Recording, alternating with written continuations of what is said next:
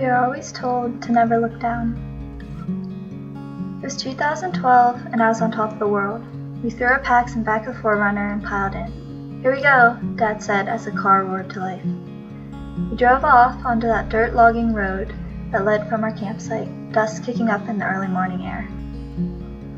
We arrived at the trailhead and unloaded our gear. The climb began as a very gradual hike, a nice sloping trail surrounded by the pine forests of Baxter State Park. We hiked on. Finally, we reached the halfway point at Chimney Pond, and that's when we got our first view of the mountain. Katahdin in all its glory, with the crystal clear pond at its base. We were just an ant on an anthill, one tiny soul in the midst of the wilderness. It took my breath away. I wanted to conquer it. I needed to. We set off once more, and the climb began.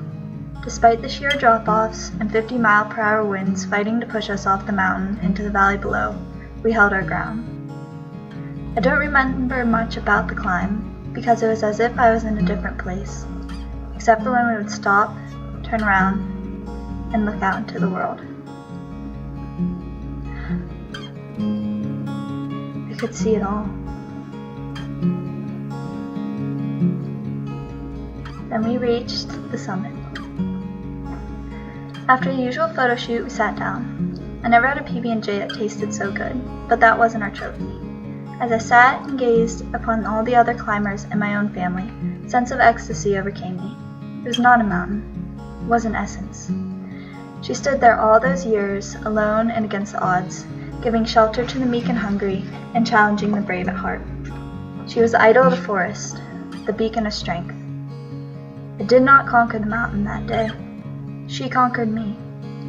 I never understood having a respect for the mountains. They were always just another challenge to have under your belt. But standing on top of that granite beauty, I dared to look down.